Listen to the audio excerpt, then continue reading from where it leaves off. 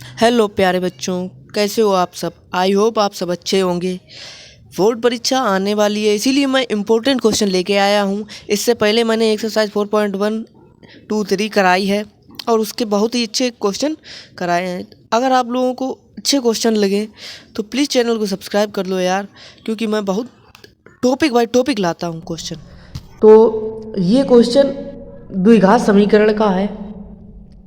ये हमसे कह रहा है कि क्या एक ऐसी आम की बगिया बनाना संभव है। क्या एक ऐसी आम की बगिया बनाना संभव है जिसकी लंबाई चौड़ाई से दुगनी, जिसकी लंबाई जो है चौड़ाई से दुगनी है तथा क्षेत्रफल 800 मीटर हो, तो उसकी लंबाई व चौड़ाई ज्ञात कीजिए। देखो, क्वेश्चन की भाषा समझना सीख जाओ, आप क्वेश्चन लगा लोगे। हमसे यहाँ पर क्या कह रहा है, जिसकी लंबाई चौड़ाई से दुगनी है। हमें लंबाई दे रहा है चौड़ाई से दुगनी, जिसकी लंबाई जो है चौड़ाई से दुगनी है। अगर मान लीजिए चौड़ाई x है, मान लीजिए चौड़ाई बराबर x, हमने यहाँ पर मान लिया, माना चौड़ाई बराबर x, और हमें दिया क्या गया है कि लंबाई जो है चौड़ाई से दुगनी है। चौड़ाई से दुगनी है, अगर चौड़ाई x है तो भाई साहब बताओ लंबाई क्या होगी। तो लंबाई क्या होगी 2x, लंबाई क्या होगी 2x, क्योंकि जो लंबाई है चौड़ाई से दुगनी है। अगर लंबाई x है तो चौड़ाई x है तो लंबाई कितनी हो जाएगी 2x। और हमें यहाँ पर क्षेत्रफल दिया है, क्या दिया, क्षेत्रफल दिया है 800 मीटर। तो हम यहाँ पर लिख लेंगे क्षेत्रफल बराबर 800 मीटर। अब हमसे पूछा क्या है, लंबाई पूछी है काहे की, बगिया की, और चौड़ाई पूछी है, लंबाई और चौड़ाई पूछी है।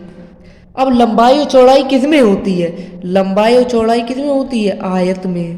किस में होती है, आयत में, जिसकी आमने सामने की भुजाएं बराबर हों। तो हमें जो चौड़ाई दी गई है वो x दी गई है।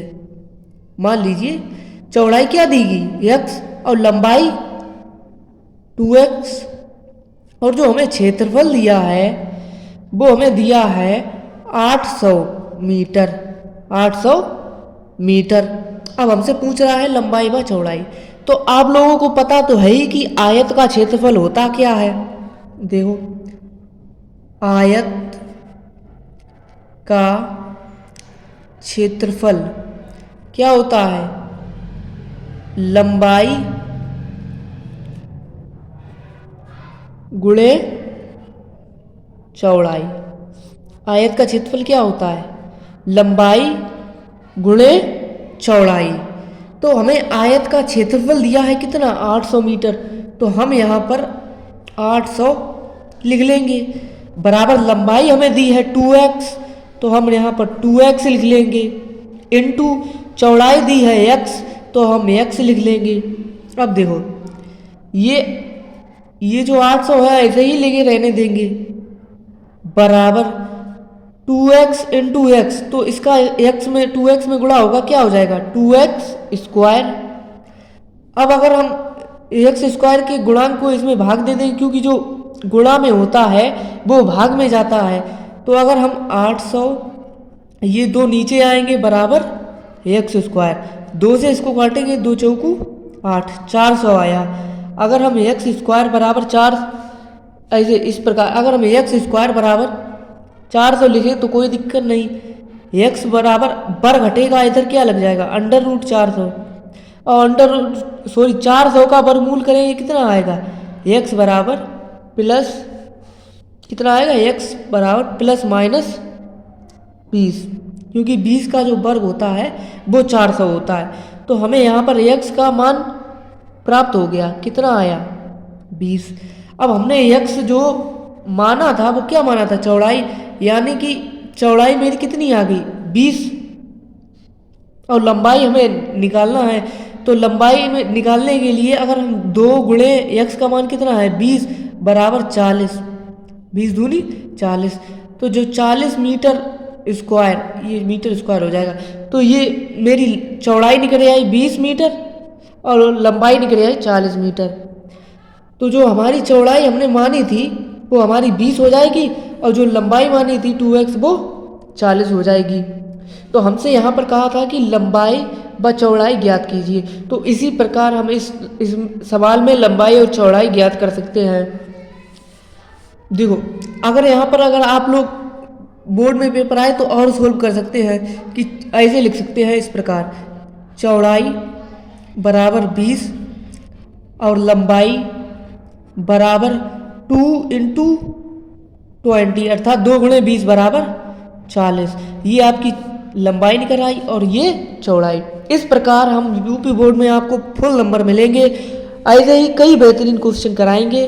आप लोग चैनल पर नए हो तो जल्दी से सब्सक्राइब कर लो और हाँ वीडियो को लाइक और कर दो, क्योंकि हमें आपके एक लाइक से बहुत मोटिवेशन मिलता है। आपके एक लाइक से बहुत मोटिवेशन मिलता है कि आपको समझ में आ रहा है या नहीं, और कमेंट करके बताइए कि समझ में आया कि नहीं। बहुत अच्छे अच्छे क्वेश्चन कराए जाएंगे, बने रहिए हमारे साथ। और अगला सवाल लगाते हैं। चलिए अगला सवाल है आपका क्वेश्चन नंबर 2। एक समकोण त्रिभुज की ऊंचाई क्या कह रहा है। देखो मैंने कहा आपसे पहले भी कि बस आप लोग क्वेश्चन की जो हमारा प्रश्न होता है उसकी भाषा को समझना सीख लें, क्वेश्चन अपने आप लगेगा। देखो एक समकोण त्रिभुज की ऊंचाई इसके आधार से, क्या कह रहा है, एक समकोण त्रिभुज की ऊंचाई इसके आधार से 7 सेंटीमीटर, सॉरी आधार से, इसके आधार से 7 सेंटीमीटर कम है। क्या कह रहा है, एक समकोण त्रिभुज की ऊंचाई इसके आधार से 7 सेंटीमीटर कम है। यदि विकर्ण 13 सेंटीमीटर हो तो अन्य दो भुजाएं ज्ञात कीजिए। देखो सिर्फ इतनी बात समझने वाली है कि जो त्रिभुज की ऊंचाई है इसके आधार से 7 सेंटीमीटर कम है। ऊंचाई का मतलब भाई साहब समझिए, ऊंचाई यानी कि लंब, इसका जो लंब है वो आधार से 7 सेंटीमीटर कम है। ऐसे समझिए, ये मान लीजिए आधार है हमारा, आधार दिया तो है नहीं हमें, ठीक। तो ये जो हमें आधार दिया है ये कह रहा है कि एक समकोण त्रिभुज की ऊंचाई इसके आधार से 7 सेंटीमीटर कम है। ये जो इसकी ऊंचाई है जिसे हम लंब कहेंगे, ये जो इसकी ऊंचाई है जिसे हम लंब कहेंगे, ये हमसे कह रहा है कि 7 सेंटीमीटर कम है। अगर हम जो हमारा आधार है इसे x मान लें, हमें आधार दिया तो है नहीं, हमसे कह रहा है कि आधार से 7 सेंटीमीटर कम है। अगर इस आधार को हम x मान लें और इसका जो ऊंचाई है अर्थात इसका जो लंब है 7 सेंटीमीटर कम है, अगर हम x माइनस 7 लिख दें तो कोई दिक्कत नहीं, x माइनस 7 सेंटीमीटर हो जाएगा ये भी, क्योंकि हमसे कह रहा है कि आधार से 7 सेंटीमीटर कम है। अगर आधार मान लीजिए 8 होता तो यहाँ पर 8 माइनस 7 हो जाता। यहाँ पर हमने दिया तो है नहीं आधार, तो हमने x मान लिया कि x जो है आधार से 7 सेंटीमीटर कम है, इसलिए हमने लिखा x माइनस 7। ठीक, अब हमें कर्ण बताया गया है, कर्ण दिया गया है, कितना दिया गया है 13 सेंटीमीटर। जो हमें कर्ण दी है वो हमें दिया है 13 सेंटीमीटर, और जो सबसे बड़ी भुजा होती है वही कर्ण होती है। सबसे बड़ी भुजा क्या होती है, कर्ण। 90 अंश के सामने वाली भुजा क्या होती है, कर्ण, और ये सबसे बड़ी होती है। हमसे कह रहा है कि दोनों या दो भुजाएं ज्ञात कीजिए, अन्य दो भुजाएं ज्ञात कीजिए। तो हमें कौन सी, लंबाई यानी कि ये आधार और ऊंचाई यानी कि लंब यानी कि x माइनस 7, हमें ये फाइंड करना है कि ये कितना हमारा निकलेगा। तो अन्य दो भुजाएं आपको पाइथागोरस प्रमेय तो पता ही होगी, हर सवाल में लगती है, बचपन से लगाते आ रहे हैं। पाइथागोरस प्रमेय क्या होती है, कर्ण का वर्ग बराबर आधार का वर्ग प्लस लंब का वर्ग। क्या होती है, कर्ण का वर्ग बराबर आधार का वर्ग प्लस लंब का, हम तो लंब का ही लिखने लगे, ये नहीं, लंब का वर्ग क्या होता है, कर्ण का वर्ग बराबर आधार का वर्ग प्लस लंब का वर्ग। हमें कर्ण दिया है 13 सेंटीमीटर, तो हम यहां पर लिखेंगे 13 का वर्ग बराबर आधार दिया है x, तो हम लिख लेंगे x स्क्वायर प्लस हमें लंब दिया है x माइनस 7, हम लिख लेंगे x माइनस 7 का वर्ग। अब हमें खोलना पड़े तो हम खोल लेंगे, ठीक है। तो देखो 13 का वर्ग करो कितना होता है, 13 का वर्ग होता है 169 बराबर एक्स स्क्वायर, तो एक्स स्क्वायर ऐसा ही लिख लो प्लस, अब एक्स का वर्ग जब हम खोल लेंगे तो एक्स स्क्वायर हो जाएगा माइनस, तो प्लस हो जाएगा क्योंकि ए प्लस बी का, ए माइनस बी का वर्ग क्या होता है, A square plus B square minus 2ab। उसी प्रकार से खोलेंगे एक्स स्क्वायर प्लस 7 का वर्ग 49 माइनस 2ab, मतलब 2 सत्ते 14x, ठीक है। अब देखो एक एक्स स्क्वायर 2x स्क्वायर हो गए, कितने एक्स स्क्वायर हुए 2x स्क्वायर, 169 अभी ऐसे ही लिखे रहने दो, 169 अभी ऐसे ही लिखे रहने दो, 169 बराबर 2x square plus 49 minus 14x। अब क्या करिएगा 169 को उधर उस साइड ले जाइएगा पक्षांतर करके, तो ये प्लस में है इधर के, इधर प्लस में है उधर जाएंगे माइनस हो जाएंगे, तो 2x स्क्वायर, ये माइनस पहले लिख लियो, माइनस के 14x हमने पहले लिख लिए प्लस 49 माइनस का, ये 169 उधर जाएगा, प्लस का है तो माइनस का हो जाएगा, माइनस 169 बराबर 0, ठीक है। अब हम लिखेंगे कि 2x स्क्वायर माइनस 14x, 169 में से 49 को घटाएंगे, ये माइनस के ज़्यादा है अब प्लस के कम है, तो देखो 9 में से 9 गए 0, 6 में तो 4 गए 2 और 1 तो जो बचो ही है, ऐसे ही लिख लो, ऐसे ही समझो, चाहिए आपको समझ में आए आप वैसे समझो, बराबर 0। यहाँ पर कितने बचे 120, अगर हम 2 से भाग दे दें तो नहीं काम चलेगा क्योंकि 2 का भाग चला जाएगा, तो हम लिखेंगे कि 2 से भाग देने पर, ठीक है। जब हम 2 से भाग देंगे तो यहाँ पर क्या बचेगा, जब हम 2 से भाग देंगे क्या बचेगा एक्स स्क्वायर, 2 से 2 कट जाएंगे, माइनस 2 सत्ते 14 माइनस का 7x यहाँ पर बचेगा, माइनस 120 है, 120 यानी कि 60 दूनी 120, 2 का भाग देंगे कितना आएगा 60 बराबर 0 बराबर 0। अब देखो, अब जो हमारा सवाल है वो पूरी तरह से पलट चुका है, हमारा सवाल पूरी तरीके से पलट चुका है, क्योंकि हम यहाँ पर थे त्रिभुज पे पाइथागोरस प्रमेय लगा रहे थे और आंसर हमारा कहाँ से कहाँ आ गया, गुणनखंड पर हमारा आंसर आ गया, गुणनखंड पर। तो देखो गुणनखंड पर आ गया तो गुणनखंड का भी सवाल लगाना पड़ेगा, क्योंकि गुणनखंड का सवाल 3 नंबर का आता है, और मैंने पिछली वीडियो जो मैंने अपलोड की है उन वीडियो पर मैंने गुणनखंड वाले प्रश्नावली 4ABC और D भी करवाई है, E भी करवाई है और F भी करवाई है। उसके बाद मैं ये क्वेश्चन इंपॉर्टेंट है वो करा रहा हूँ, आप लोग पिछली वाली वीडियो और देख ले जाकर, समझ में आएगा, बहुत ही अच्छे क्वेश्चन करवाए थे मैंने। तो देखो अब हमें ये अचर पद कितना दिया 60, और हमें अचर पद का गुणनखंड करना होता है। हम ऐसे गुणनखंड करें कि अगर हम गुणा कर दें तो हमारा 60 आ जाए, और अगर हम माइनस का चिन्ह लगा है घटा दें तो 7 आ जाए।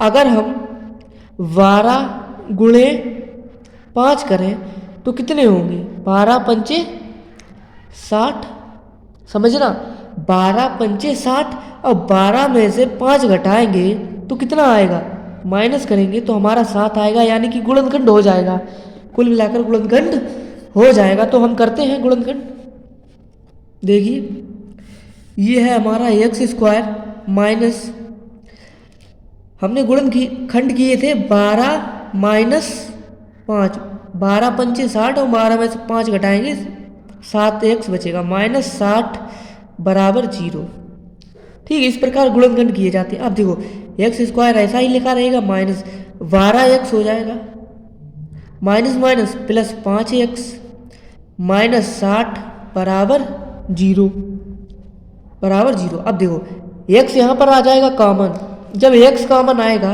तो क्या बचेगा अंदर, x माइनस 12, एक x ये बचेगा माइनस के 12 प्लस, जब यहाँ पर 5 कॉमन करेंगे हम, क्योंकि 5x कॉमन कर नहीं सकते क्योंकि यहाँ पर एक x नहीं है, तो 5 कॉमन करेंगे जब हम, तो अंदर क्या बचेगा x माइनस यहाँ पर 12 बचेंगे, 12 क्योंकि 5 का जब हम 12 में गुणा करेंगे तो 12 पंचे 60, यहाँ पर 60 आ जाएगा, तो x माइनस 12 बराबर 0।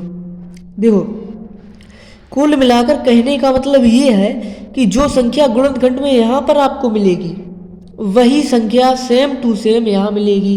अगर थोड़ा सा भी चेंजमेंट है तो आपका क्वेश्चन गलत हो जाएगा 100%। तो देखो हमें दिया है x माइनस 12 मिल गया ये, और ये मिल गया x प्लस 5 बराबर 0। अब हमें ये दो गुणनखंड मिले, तो सबसे पहले तो हम लिखेंगे कि x माइनस 12 बराबर 0, तो x बराबर 12, x बराबर 12 मिल गया। अब हमें मिला है x प्लस 5 बराबर 0। जब हम x बराबर इसे 75 करेंगे तो ये माइनस का 5 हो जाएगा, और जो हमारी लंबाई होती है, जो लंबाई होती है वो हमारी माइनस में नहीं हो सकती, वो हमेशा किस में रहेगी, प्लस में। तो देखो ये तो हमारी हो गई अमान्य, क्या हो गई, अमान्य संख्या। अब हमारा x बराबर 12 बचा है। देखो x का मान कितना आया, 12 आया, x का मान कितना आया, 12 आया। और हमने x मानी क्या था, आधार माना था, और जो ऊंचाई थी आधार से 7 सेंटीमीटर कम थी। अगर हम यहाँ पर 12 माइनस 7 बराबर 5 करें तो जो लंब होगा वो 5 आ जाएगा, आपका कितना आ जाएगा, 5। तो देखो तो हमसे जो अन्य दो भुजाएं पूछी थी, तो एक तो निकल आई x बराबर 12, ठीक, और जो दूसरी दी थी वो हमें दिया था कि आधार से 7 सेंटीमीटर कम है, तो हमने जो उसका लंब या ऊंचाई मानी थी वो x माइनस 7 मानी थी। तो 12 में से जब हम 7 को घटाएंगे तो हमारा कितना निकलेगा, 5। तो जो 5 सेंटीमीटर जो लंबाई होगी वो आपकी लंब की होगी, जो 5 सेंटीमीटर लंबाई है, जो 5 सेंटीमीटर लंबाई है वो आपकी इस लंब की होगी, और जो 12 सेंटीमीटर लंबाई है वो आपके आधार की होगी। कुल मिलाकर आपको प्रश्न जो क्वेश्चन था अच्छा लगा होगा। ऐसे ही क्वेश्चन पूछे जाते हैं और पूछे जाएंगे। हमसे कहा था कि एक समकोण त्रिभुज की ऊंचाई जो है इसके आधार से 7 सेंटीमीटर कम है, तो आधार हमने माना x और x में से 7 कम कर दिया, यानी कि x माइनस 7। विकर्ण दिया था 13 सेंटीमीटर, कुछ नहीं किया, पाइथागोरस प्रमेय लगाई, कर्ण का वर्ग बराबर आधार का वर्ग प्लस लंब का वर्ग। तो इस प्रकार हमने लंब का वर्ग किया तो हमारा ये पोर्शन बना, और ये आगे जाकर क्या बन गया, गुणनखंड। गुणनखंड को जब हमने सोल्व किया तो हमारी दो संख्याएं निकल के आई, और एक प्लस में निकल के आई और एक माइनस में। जो माइनस में निकल के आई ये वाली, हमने उसको अमान्य कर दिया, क्योंकि लंबाई या चौड़ाई जो है वो माइनस में नहीं हो सकती। तो हमारे जो लंबाई 12x में निकली थी तो x का मान आ गया 12, यानी कि आधार हमारा 12 निकल के आ गया, और जो लंब था वो हमने x में से यानी कि 12 में से 7 को घटाया तो 5 सेंटीमीटर हमारा लंब निकल के आ गया। इस प्रकार हमने इस क्वेश्चन को कर दिया। तो दो क्वेश्चन बिल्कुल आप लोग रट लीजिए या इसके लगाइए, इसको समझिए, क्योंकि ऐसे प्रश्न आएंगे बोर्ड में। चैनल को सब्सक्राइब कर लो, मिलेंगे अगले वीडियो में ज़रूर।